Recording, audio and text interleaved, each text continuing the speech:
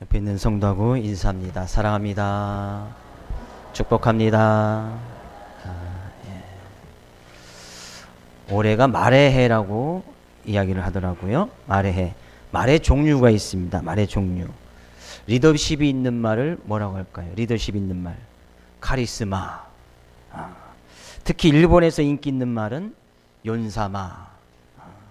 세계적으로 영향력이 있는 말은 오바마. 오바마 아시죠? 오바마 대통령. 여름이 되면 오는 말은 장마라고 얘기합니다. 일단 우리 얼굴에도 말이 있습니다. 얼굴에 있는 말은 이마, 머리에 있는 말은 가르마. 그렇죠. 예. 폭탄 맞은 말은 히로시마. 외적을 물리치는데 일조했던 말은 행주치마. 아시죠? 행주치마. 고민에 쌓인 말을 우리는 딜레마라고 합니다. 딜레마. 그죠? 엄마 말은 뭐라고 하시는지 아십니까? 엄마 말 맘마. 그 맘마를 사자성어로 이야기하면 맘마미아 그런 거죠. 그럼 마지막으로 조폭 두목이 타고 다니는 말 까불지마 이런 거죠. 오늘도 주님 앞에 나와서 하나님께 예배드리고 나가는 모든 분들에게 하나님의 크신 은혜와 사랑이 있기를 원하고, 우리가 예배에 성공해야 이 인생에도 성공할 수 있습니다. 오늘 드려지는 예배가 하나님 앞에 성공되어지고 하나님의 기뻐하실 만한 거룩한 예배가 되어질 수 있기를 주의 이름으로 축복을 드립니다. 우리 다시 한번 옆에 있는 성도에게 인사합니다. 예배에 성공합시다. 예배에 성공한다는 것은 하나님께서 우리가 드려지는 그 예배에 기뻐하시면 되는 거예요. 내가 드려지는 예배가 드려지는 그 시간이 하나님께 정말 기뻐 받으실 만한, 하나님께 정말 영광 돌려지는 그런 시간이 되어지면 된다 그런 얘기죠. 오늘 빌립보서는 바울 사도가 빌립보라는 지역에 이 두 번째 전도 여행 갔을 때에 교회를 세웠던 곳입니다. 그 교회를 세워놓고서 그죠? 다른 또 교회를 다니면서 이 빌립보 지역이 너무나 궁금한 거예요. 자기가 전에 세웠던 그 교회 성도들. 그래서 그 교회와 성도를 생각하면서 편지를 쓴 것이 바로 이 빌립보서입니다. 근데 이 빌립보라는 교회는 바울 사도가 특히 인상적으로 기억남을 만한 것이 있었습니다. 뭐냐면 그곳에서 어떤 점치는 어떤 귀신 들린 여종이 하나 있었는데 그 귀신 들린 그 여종을 바울 사도가 고쳐주거든요. 근데 그 여종을 데리고 있던 주인이 점을 치면서 이 여종은 점을 치면서 돈을 벌었는데 그 이익이 끊어져 버린 거예요. 그래서 이 바울 사도를 고소를 합니다. 바울 사도가 이 귀신을 쫓아내서 내 이익이 뚝 떨어졌다. 그러니까 사람이 누군 편을 들겠어요? 자기 동네 사람 편을 말을 듣겠지요. 그래서 이 바울 사도가 빌립보 지역에 있는 빌립보 감옥에 갇혀지게 되집니다. 그 감옥에서 갇혀서 상당히 고생을 하게 되어지죠. 그래서 이 바울 사도는 무엇보다도 이 빌립보 지역이 기억에 남았었고, 특히 빌립보 교회에 대한 애착이 훨씬 더 많았던 것을 보게 되어집니다. 그래서 이야기하는 거예요. 3절 말씀 같이 볼까요? 3절 말씀 같이 읽어볼까요? 내가 너희를 생각할 때마다 나의 하나님께 감사하며. 그 교회 그 성도들을 생각해 보니까 생각할 때마다 감사할 수밖에 없었다는 거예요. 지금 바울 사도는 이 빌립보를 쓸 때 또 다른 감옥, 로마라는 지역에 가서 복음을 전한 건 거기 감옥 안에 있었거든요.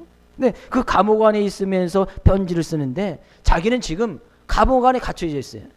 빌립보 지역에서 복음을 증거하다 감옥에 갇혔던 그 경험이 로마 지역에 가서 지금 복음을 증거하다가 감옥에 갇혀 있는 그 상황 가운데서 너무나 그때 그 시절이 너무나 기억이 나는 거예요.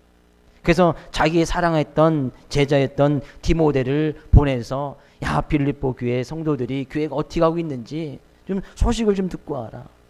왜? 지금 자기는 감옥에 있으면서. 그러면서 그 가운데서 이야기하는 거예요. 그럴 때마다 감옥에 있으면서도 편지를 쓸 때마다 그 교회를 생각할 때마다 항상 감사가 넘쳤다는 거예요. 지금 바울의 입장이 감사가 넘쳐날 때입니까? 남들 생각할 처지가 아니란 말이죠. 왜요? 자기 자신은 지금 자유도 없고 얽매여 있고 감옥에 갇혀 있고 어느 누구와도 쉽게 교제를 나눌 수도 없고 쉽게 자기 하고 싶은 일을 할 수도 없는 자유를 완전히 빼앗긴 상황이라는 것이죠. 그럼에도 불구하고 빌립보 교회 성도들을 생각할 때마다 감사가 넘쳐났다는 거예요. 감사가 넘쳐났다는 거예요. 왜 그런 거 봤더니 4절 가서 볼까요? 4절 말씀. 4절 간구할 때마다 너희 무리를 위하여 기쁨으로 항상 간구함은. 또 이 바울사도는, 그죠? 바울사도는 그들을 생각할 때마다 하나님께 감사했을 뿐만 아니라 그들을 위해서 기쁨으로 하나님께 항상 기도하면서 나갔다는 거예요. 지금 바울사도의 기쁨의 조건이 있었을까요? 그죠? 기쁨의 조건이라고는 제가 아무리 생각해도 이 사람이, 이 바울이라는 사람이 무엇 때문에 과연 기뻐할 수 있을까?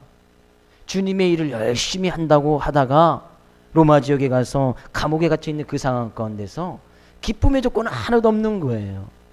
그럼에도 불구하고 다른 교회, 빌립보 지역에 있는 교회와 성도를 생각할 때마다 기쁨으로 항상 하나님께 기도했다는 거예요. 기쁨으로 그의 삶 가운데 기도할 수 있다면 그의 삶 가운데 기쁨이 있었기 때문에 기쁨으로 그들을 위해서 기도할 수 있었다는 거예요. 왜 그랬을까? 왜 그랬을까? 그죠?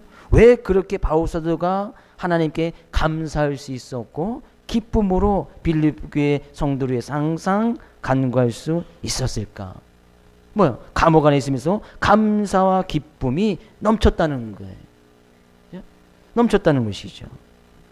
왜 바울사도는 그런 일을 친히 감당할 수 있었을까? 감사의 조건이 하나도 없고 기쁨의 조건이 하나도 없고 자기가 지금 자유할 수 없고 얽매여 있고 억압되어지는 상황 가운데서 그는 기뻐할 수 있었을까? 우리가 빌립보서를 읽어보면요. 또 빌립보서 4장 그 이에 가면 주 안에서 항상 기뻐하라. 내가 다시 말하노니 기뻐하라. 정말 어처구니 없는 얘기 아닙니까? 편지를 쓰면서 자기 삶 때 계속 기쁨이 넘쳐나는 거예요. 빌립보 교회를 생각할 때마다 그 이야기를 듣고 나서는 더욱더 기쁨이 넘쳐나는 거예요. 그래서 뒤에 부분에 가서는 기뻐하고 또 기뻐하라. 자기 코는 지금 석자면서 자기 상황은 어쩔 수 없는 그런 상황에 놓여 있으면서도 기뻐하고 또 기뻐하라는 거예요. 왜 그런 거예요? 자기 안에 기쁨이 있었기 때문이다 그런 얘기죠. 자기 안에 감사가 있었단 말이죠. 어느 누가 남의 일, 그죠? 남의 일을 하다가 감옥에 가기를 좋아하는 사람이 누가 있겠습니까? 바울사도는 사도로 부르심을 받고 그리고 주의 일을 하다가 주의 일을 열심히 하다가 감옥에 갔단 말이죠. 보통 사람들은 주의 일을 열심히 하면, 그죠? 성경가에도 분명히 약속이 있습니다. 주의 일을 열심히 하면 복의 통로를 허락하여 해서 복의 근원이 되어지고 복을 받을 것이라고, 그 복을 나눠주는 사람이 될 것이라고 분명히 이야기를 하고 있습니다. 그러면 어떻게 보면 객관적인 입장에서 바울사도의 처지를 생각해 보면 복 받은 것은 하나도 없어요. 그렇지 않습니까? 복음을 증거하다 감옥에 가 있어요. 자유가 억압됐어요. 마음대로 음식도 먹을 수가 없습니다. 주는 것만 먹어야 돼요. 근데 그의 삶 끝에 기쁨과 감사가 넘쳤다는 얘기예요. 그렇게 할 수 있었던 이유가 있습니다. 바울사도는 8절 말씀에 이렇게 고백을 하고 있습니다. 8절 말씀 가서 볼까요? 8절 말씀.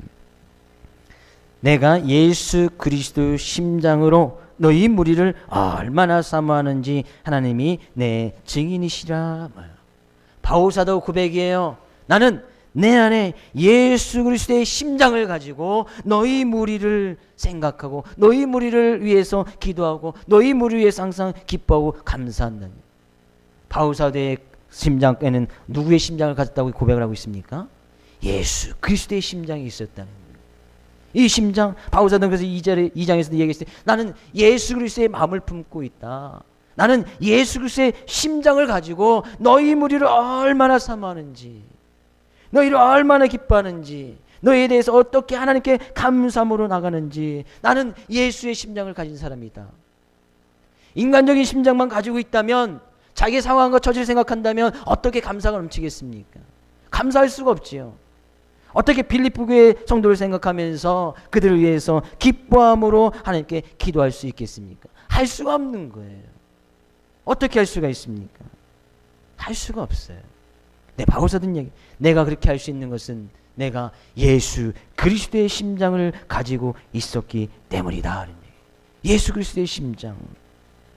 자기는 어떻게 보면 예수 그리스도의 심장으로 심장 이식 수술을 받았다는 거예요.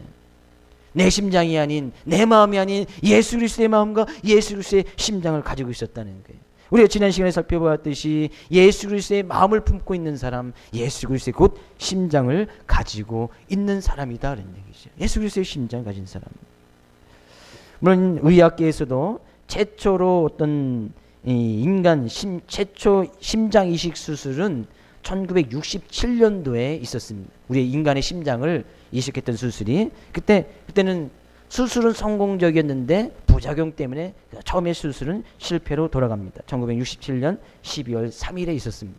근데 그 이후로 계속 의학 기술이 발달되어져서 지금은 1년에도 우리나라에서도 수십 차례 심장 이식 수술을 받고 그에 성공하는 비율이 90% 가까이.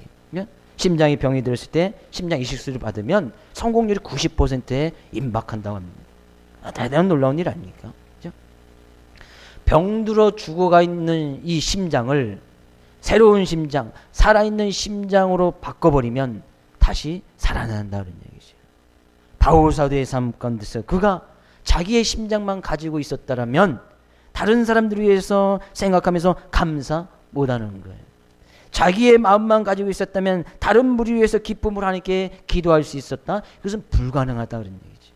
그러나 그의 삶 가운데서는 새롭게 예수 그리스도의 심장으로 이식되어졌기 때문에 다른 사람들 위해서 감사하고 다른 사람으로 기뻐함으로 나갈 수 있었더라 그런 얘기죠. 저는 여러분에게 축복된 말씀을 드립니다.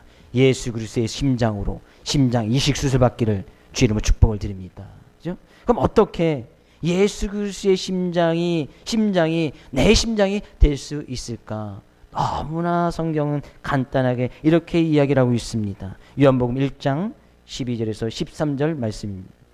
같이 읽어보겠습니다. 영접하는 자 곧 그 이름을 믿는 자들에게는 하나님의 자녀가 되는 권세를 주셨으니 이는 혈통으로나 육종으로나 사람의 뜻으로 나지 아니하고 오직 하나님께로부터 난 자들이라. 예수 그리스도의 심장이 수천 개 수만 개도 아니고 예수님도 심장 하나고 하셨는데 어떻게 그 심장 이식을 받을 수 있을까? 간단한 거예요. 영접하는 자 뭐예요? 예수님을 믿는 자들에게는 하나님의 자녀가 되는 권세를 주셨으니 하나님의 자녀가 됐다는 것은 하나님의 심장, 예수 그리스도의 심장을 가지고 있다는 거예요. 예수 그리스도의 마음을 가지고 있다는 거예요. 그럼 뭐예요? 우리가 심장 이식 수술을 받는다. 예수 그리스도를 영접하고 믿으면 된다는 얘기죠. 예수 그리스도를 믿으면 예수 그리스도의 심장이 그대로 우리한테 오는 거예요. 예수님의 마음이 느껴진단 말이에요. 예수님을 믿으면 예수 그리스도의 심장이 내 심장으로 들어와서 나의 삶 가운데 예수 그리스도의 심장으로 살아가게 있단 말이죠. 예수 그리스도를 믿으면 죄악으로 죽을 수밖에 없던 우리의 심장이 새롭게 새 생명을 얻어서 예수의 심장으로 예수 그리스도의 심장으로 뛰어나는 새 생명을 가지고 살아간다는 얘기죠. 우리 옆에 있는 성도에게 한번 물어보겠습니다. 예수 그리스도의 심장으로 심장 이식 수술을 받으셨습니까? 한번 물어보세요. 깁니까? 안 너무 길어서 예수 그리스도의 심장으로 심장 이식 수술을 받으셨습니까? 한번 물어보세요. 안 물어보는 사람은 뭐예요? 심장이 없는 거예요? 물어볼 심장부터 없는 겁니까? 심장. 쉽게 하면 이야기해요. 예수 그리스도를 믿고 있느냐 그런 얘기예요. 하나님의 자녀가 되었느냐 그런 얘기예요. 그렇죠? 그러면 난 정말 예수님을 믿는 것 같은데 그러면 나의 삶 건데 이 심장 이식 수술이 잘 돼 있어야 살아갈 것이 아닙니까? 심장 이식 수술이 잘못되어 있으면 죽는 거예요. 그러면 내가 예수 그리스도를 믿고 하나님의 자녀가 돼서 심장 이식 수술이 잘 되었는지 안 되었는지 어떻게 할 수 있습니까?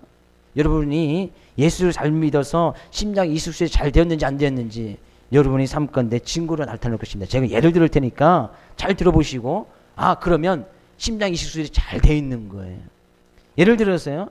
여러분이 만약에 마트 홈플러스에 가서 물건 하나 딱 훔쳤어요. 그럼 어떻습니까? 훔치지도 않겠지만 만약에 훔쳤다고 예를 듣는 거예요. 예를 들면 몰래 그냥 어떻게 계산도 안 했는데 그냥 가지고 나왔어요. 그럼 어떻게 됩니까? 가슴이 어때요? 콩닥콩닥 뛰고 이거 어떻게 하지? 그 다시 교환센터 갖다 주고. 그러신 분, 내가 남의 것을 막 도둑질하려고 실수를 해서 남의 것을 막 손이 가려고 하는데 막 가슴이 콩닥콩닥 뛰시는 분, 그러신 분 아멘요? 가슴도 안 뛰시는 거예요? 그냥 막 가져옵니까 남의 거? 그죠? 막 콩닥콩닥 뛰지요. 죄를 지으려고 하면, 남한테 막 화를 내려고 하면은 내 안에 뭔가 막 올라와서 야, 화내면 안 돼, 막 절제해야 돼, 막 이런 것이 느껴지시는 분 아멘요? 심장 이식 수술이 잘 되신 분이에요. 예수 그리스도의 심장이 있기 때문에 가슴이 콩닥콩닥 뛴단 말이에요. 도적질 하려고도 하지 못하는 거예요. 막 욕하려고도 하려고 하다가도 하지 못하는 거예요. 예수 계신 심장이 막 뛰는 거예요. 막 충동질하는데 야, 하면 안 돼, 하면 안 돼. 야, 욕하면 안 돼. 막 지금 화 내면 안 돼, 안 돼. 막 콩닥콩닥 뛰고. 그래서 막 죄를 지으면, 심행이라도 내가 실수해서 죄를 짓고 나면 또 어떻게 해요? 주님의 전을 찾아서 울부짖으면 하나님, 제가 실수해서 또 죄를 지었습니다. 막 하나님께 회개하고 기도하고 나갔잖아요.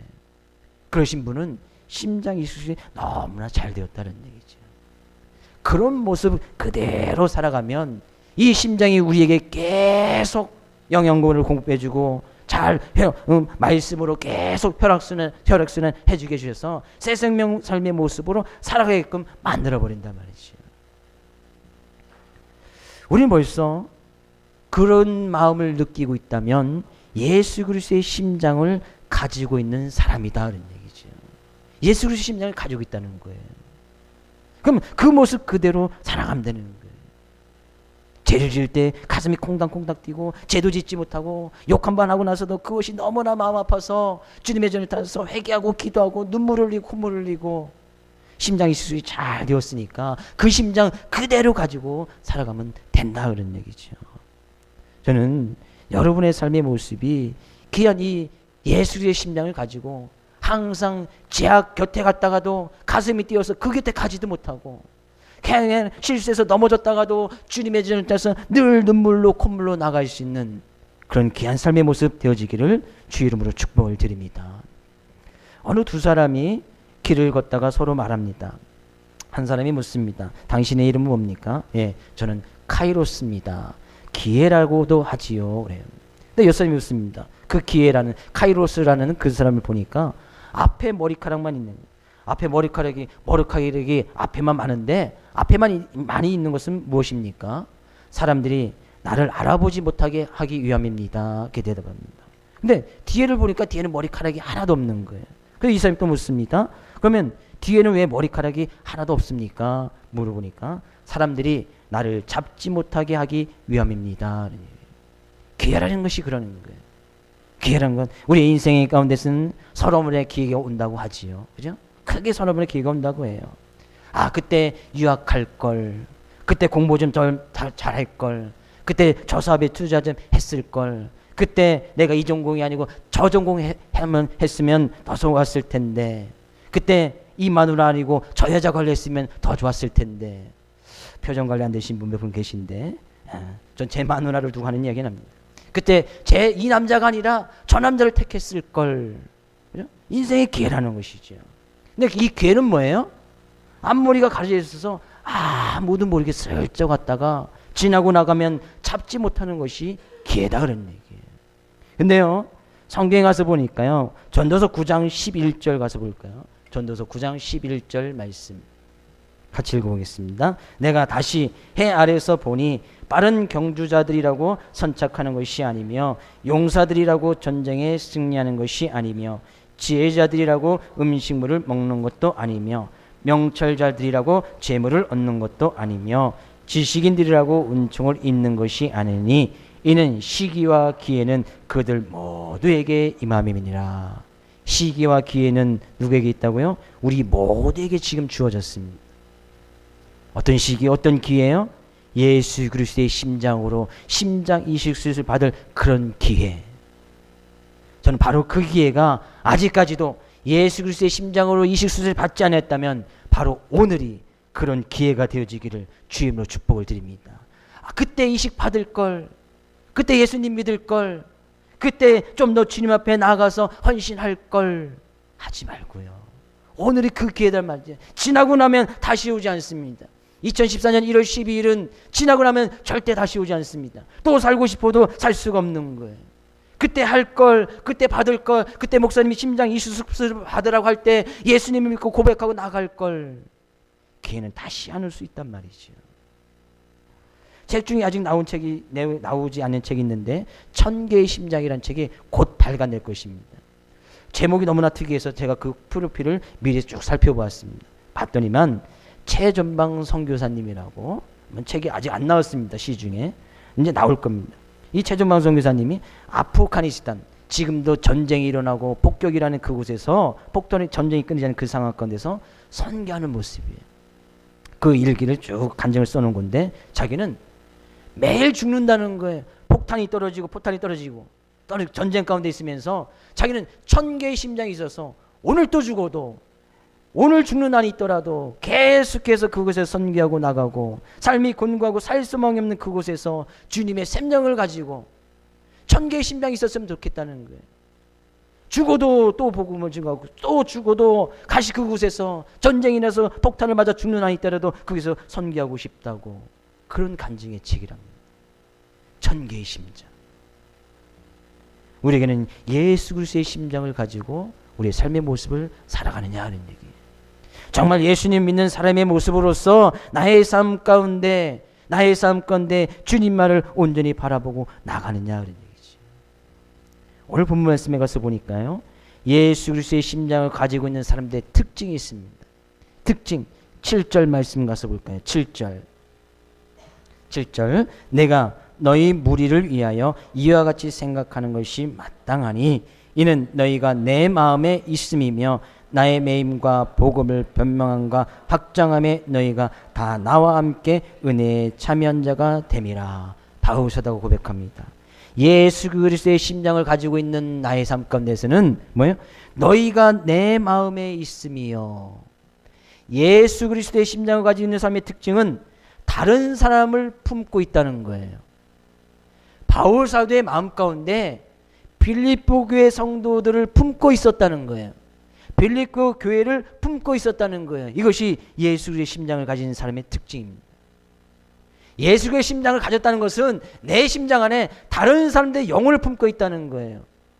내가 다른 사람을 품고 있다고 해서 다른 여자를 보고 음욕을 품는 거, 이건 아니겠지요. 남자를 보고 음욕을 품는 거, 내가 다른 사람 품고 있다, 내가 내 남자, 내 아내와 내 남편 외에 다른 여자, 다른 남편을 보고 있는 것은 간음하는 죄고, 여기서 빌립보 교회 그 성도, 그들이 믿음을 지켜나가기 애써 나갈 수 있도록 그들의 영혼을 품고 있는 것, 이것이 예수 그리스도의 심장을 가진 사람들의 특징이다 그런 얘기죠. 그럼요, 내가 예수 심장 이식술이 잘 되었는데 그 심장 이식술을 가지고 살아가는 삶 가운데서 특징이 나타나는 것이 다른 사람들의 영혼을 내가 품고 있다는 거예요. 내가 다른 사람들의 영혼을 위해서 기도하고, 내가 다른 사람들의 영혼을 위해서 항상 감사하고, 다른 사람들의 영혼을 위해서 기뻐할 수 있는 그런 마음, 그것이 예수 그리스도의 심장을 가진 사람이더라 그런 얘기죠. 그럼요, 나의 삶 가운데 지금 다른 사람들의 영혼을 품고 있느냐 그런 얘기죠. 여러분 심장 가운데, 여러분 마음 가운데 다른 사람들의 영혼, 그 불쌍한 영혼, 죽어갈 수밖에 없는 그런 영혼들을 품고서 그들을 위해서 기도하고, 그들을 위해서 눈물을 흘리고, 그들을 위해서 가슴 아파하고, 그들을 위해서 정말 두근거려서 복음을 증거하지 않으면 안 될 것 같아서 그들을 위해서 기도할 수밖에 없는 그런 마음을 가지고 있느냐 그런 얘기예요. 여러분 몇 명의 영혼을 품고 계십니까? 몇 명의 그런 불쌍한 영혼들을 가슴에 품고 가슴 아파하면서 그들을 위해서 기도하고, 그들을 위해서 가슴이 뛰고, 그들을 위해서 정말 하나님께 간구함으로 나가고 있느냐 그런 얘기지. 몇 명 있습니까? 몇 명? 아무도 없습니까? 그것이 예수님의 심장이었다는 얘기예요. 예수님의 마음이었다는 얘기예요. 예수님의 심장, 예수님의 마음은 죽어가는 우리의 모든 영혼들을 구원하시기 위해서 그 영혼들을 품고 주님 앞에서 간구하고 나갔던 그 마음, 그 심장이 예수님의 심장이었고 예수님의 마음이었습니다. 바울 사도는 그 심장, 그 마음을 그대로 가지고 있다 보니까 다른 교회, 다른 성도, 그 성도, 힘들고 어려운 그 성도, 어렵고 억압 가운데서 믿음을 지키고 나가려고 하는 애쓰는 그 성도를 품을 수밖에 없었다는 얘기. 그래서 그 성도를 위해서 기도하고 그런 성도를 위해서 하나님께 간구함으로 나간 거예요. 내가 정말 어떤 모습으로 어떤 심장을 가지고 어떤 영혼을 위해서 기도하고 간구하고 나가고 있느냐 그런 얘기예요. 저는 축복된 말씀을 드립니다. 예수 그리스도의 심장을 가지고 예수 그리스도의 심장을 가진 사람들은 다른 영혼이 내 안에 들어오면 되는 거예요. 불쌍한 영혼들이 내 안에 들어오면 되는 거예요. 여러분 마음 가운데, 여러분 심장 가운데 많은 영혼들을 품을 수 있기를 주의 이름으로 축복을 드립니다. 예? 많은 영혼을 품을 수 있어야 돼요. 많은 영혼들. 그래서 그들을 위해서 기도할 수 있어야 됩니다. 그들을 위해서 감사함을 하며 나갈 수 있어야 됩니다. 그들을 생각할 때마다 하나님께 간구함으로 나갈 수 있어야 됩니다. 그래서 올 한해 저는 그것이 우리의 심장이 막 뛰고 우리의 심장이 우리의 삶의 모든 것에 혈액순환을 도와주듯이 우리의 삶 가운데 새 생명으로 살아갈 수 있는 새 생명을 공급해주는 그런 역할이 되어진단 말이죠. 내가 다른 영혼을 품을 때 그것이 새 생물, 새로운 삶을 살아가는 그런 활력소가 되어진단 말이에요. 다른 영혼 한번 품어보십시오. 내가 가르치는 아이들, 나와 함께 살고 있는 자녀들, 남편들, 아내들, 내 주변에 가운데 어려움 가운데 있는 그런 이웃들, 나의 베스트들 품어야 되는 거예요. 예수 그리스도의 심장을 가지고 있는 사람이다는 얘기예요. 저는 그것이 부흥이라고 생각합니다. 내가 내 것을 위해서만, 내가 잘 되는 것을 위해서만, 나를 위해서만 내 심장이 뛰고 나를 위해서만 기도하는 것, 그것은요 어떻게 보면 죽은 영혼과 마찬가지, 죽은 심장과 마찬가지. 심장이 뛰지 않는다는 얘기죠. 심장이 뛰지 않는 거예요. 다른 불쌍한 영혼을 보면 심장이 뛰어야 되는 거예요. 그래서 가서 이 복음 안에 들어올 수 있도록 예수 그리스도 믿을 수 있도록 가서 이야기할 수밖에 없는 거예요. 뛰니까, 심장이 뛰니까. 그것이 살아있다는 증거다 그런 얘기죠. 우리 옆에 있는 성도에게 다시 한번 물어봅니다. 심장이 살아있습니까? 한번 물어보세요. 죽었다고는 대답하지 마시고, 그렇죠? 죽었으면 안 되잖아요. 죽었으면 깨워야지. 다시 한번 물어봅니다. 몇 명의 영혼을 품고 있습니까? 물어보세요. 없는 분은 품으세요. 품으시라고요. 품을 수 있는 대상 너무 쉽잖아요. 안 믿는 남편 품으면 되는 거예요. 안 믿는 아내 품고, 안 믿는 자녀들 품고, 그래서 좀 더 품고 나가면 이 심장이 계속 뛰거든요. 그러면 주변의 이웃도 품을 수 있고, 또한 우리 나라도 품을 수 있고, 좀 더 심장이 풍부해진 사람은 전 세계를 품을 수 있는 거예요. 그래서 세계를 위해서 기도할 수 있는 거예요. 세계 선교를 위해서 그때서야 기도할 수 있는 거예요. 세계 선교를 위해서 기도하십니까? 이 나라와 민족을 위해서 기도하십니까? 주변의 이웃, 이 점촌 지역에 위해서는 기도하십니까? 가족을 위해서, 자녀들을 위해서는 기도하십니까? 심장이 커져야 된단 말이죠. 근데요, 이 주의 심장을 가지고 나가는 삶의 사람들의 모습 가운데서는 다른 영혼을 품고 살아가면은 하나님께서 귀한 은혜와 복을 주시는데, 어떤 복을 주시는가 봤더니 10절 9절 말씀입니다. 9절 말씀 같이 읽어보겠습니다. 9절, 내가 기도하노라 너희 사랑을 지식과 모든 총명으로 점점 더 풍성하게 하사. 주의 심장을 가지고 있는 사람들에게는 더욱더 풍성한 사랑이 나타나게 되어진다는 얘기죠. 너희 사랑을 지식과 모든 총명으로 점점 더 풍성하게 하사. 사랑이 점점 풍성해진다는 거예요. 사랑이 풍성해진다는 거예요. 하나님을 사랑하고 이웃을 사랑하고 점점 더 넓어진다는 거예요. 그렇죠? 처음엔 내 자신 생각하다가 내 가족, 내 자녀, 이웃, 점촌지역, 나라와 민족, 전 세계까지 품을 수 있는 그런 사랑의 모습이 되어진다는 얘기죠. 전혀 우리와도 상관없는 그곳을 위해서도 기도할 수 있는 거예요. 점촌지역, 우리 지역이 아닌 다른 지역을 위해서도 품고 기도할 수 있다는 거예요.